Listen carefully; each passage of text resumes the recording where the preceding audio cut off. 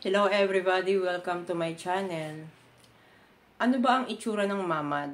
Yung tinatawag ng mamad dito yung safety room sa ilalim ng lupa. Bali itong aming tirahan, wala siyang mamad sa ilalim.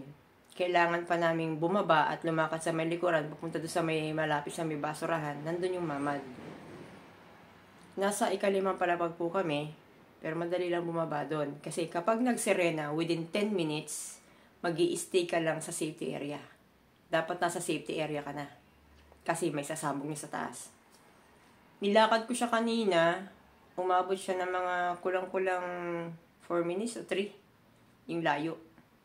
Ay kung taranta ka pa, hagdan yan, dahan-dahan lang. Relax. At ipakikita ko sa inyo kung ano yung itsura ng mamad namin dito. Nakita ko, first time kong pumasok doon. Kinakailangan kong pumasok. Dahil nga, siyempre, di ba, magpapalipad ng 1,000 racket ang Iran. Anytime. Anyway, bago ko ipakita yan, please click like, subscribe, and click the notification bell para patuloy niyong masubaybayan ang kakaibang buhay namin dito sa banal na bansa, Israel. Please watch this.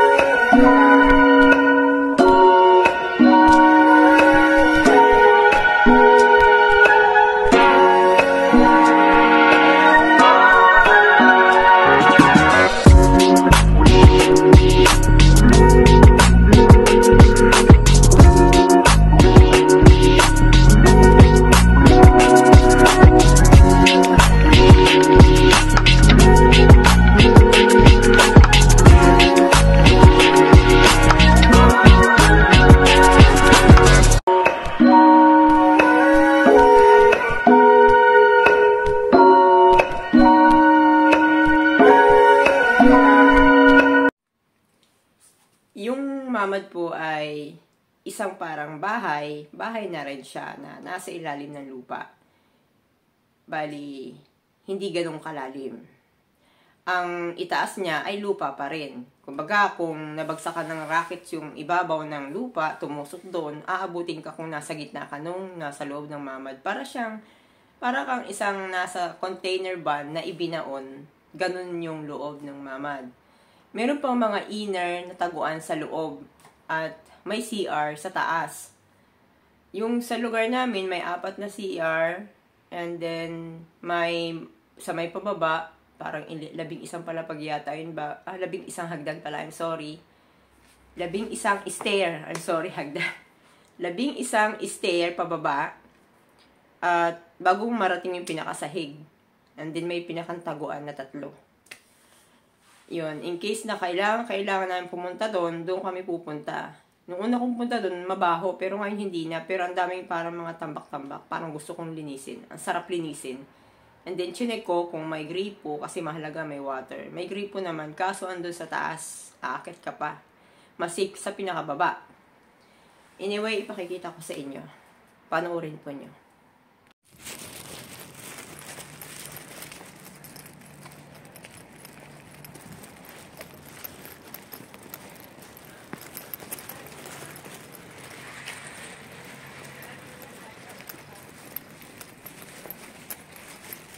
Magulo. Hindi siya maayos. Magulo. Wala siyang underground. Ganito lang. CR. Delikado pa rin to kasi walang ilalim. May hagdan.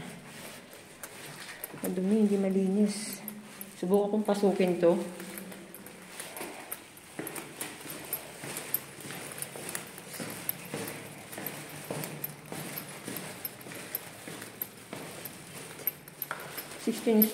Malawak din.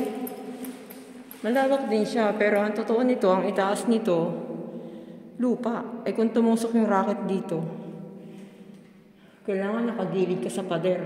Yun yung safe nun. Kasi kung nasa sentro ka nito, babagsakan ka pa rin. Ang tanong, may ibaba pa ba to? Tinatambayan pala ito eh. Madumi. Hindi nila nililinis. O, yun lang. Ito pwede dito magtago sa pinaka-inner na ito.